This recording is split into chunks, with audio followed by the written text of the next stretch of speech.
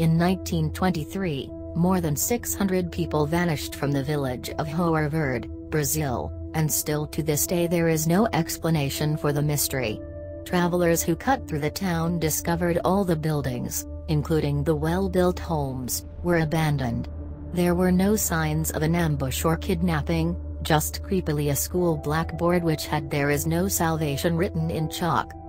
A manhunt began for the villagers, and one popular theory was all the villagers fled due to the political climate in Brazil and they feared conflict with guerrillas.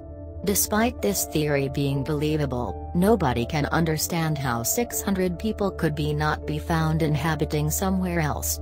Conspiracy theorists have blamed alien abduction, but again it's another mystery that may never be explained. The mysterious legend of João Verde, the town with 600 inhabitants that vanished, is certainly confusing and troubling.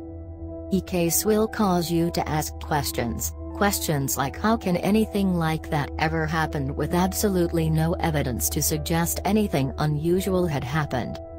Like so many legends from the area, information on João Verde is difficult to track down. But what information is accessible is not only disturbing, but incredibly perplexing. As visitors to the village entered the small town, they were immediately struck by how dead everything was. Unlike other villages of 600, no one was walking through the streets. Hanging signs waved in the gentle wind creaked noisily, juxtaposed with the uneasy footsteps and uneasy and subdued whispers of those passing through. As they passed by local houses and looked in the windows, it was evident immediately that something wasn't right. No one was anywhere to be seen. The police were called, and investigators descended on the town to look through the village. As they came to the town school, they found a gun, which they took to be forensically examined. And then the investigators looked to the blackboard on which the words, "There is no salvation," were written. After a cursory examination, they realized that it had been fired the day before, but by whom they were unsure. A manhunt ensued for the 600 villagers in the small town. Despite this, no trace of any of the locals was ever unearthed. To date it is considered an unsolved mystery. As newspaper reports of the town's disappearance reached the West, it was considered a curiosity, but with the shifting political climate of Brazil in 1923, it was considered possible that the town had evacuated to avoid conflict with guerrillas. Artur da Silva Bernardes had been elected the year before, and faced a political siege throughout his term. But political evacuations are by no means unheard of.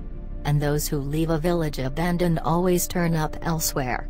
If they had simply left the town, where did they go? Others contend that it's possible the town was attacked. This too leaves a perplexing mystery. Another mysterious element is the original language of the phrase "there is no salvation." Though the phrase has been largely translated into English, the phrase holds little significance in English or Portuguese.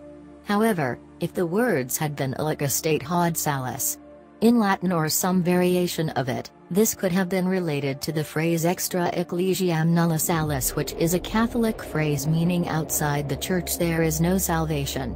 If this was the case in a largely Catholic area, the lesson could have been a religious lesson which was interrupted by some unknown force, but with no specific significance itself. Many references to this story exist, but most seem to be derived from a simple article translated from Russian. This lack of information is one of the more perplexing elements of the João Verde case.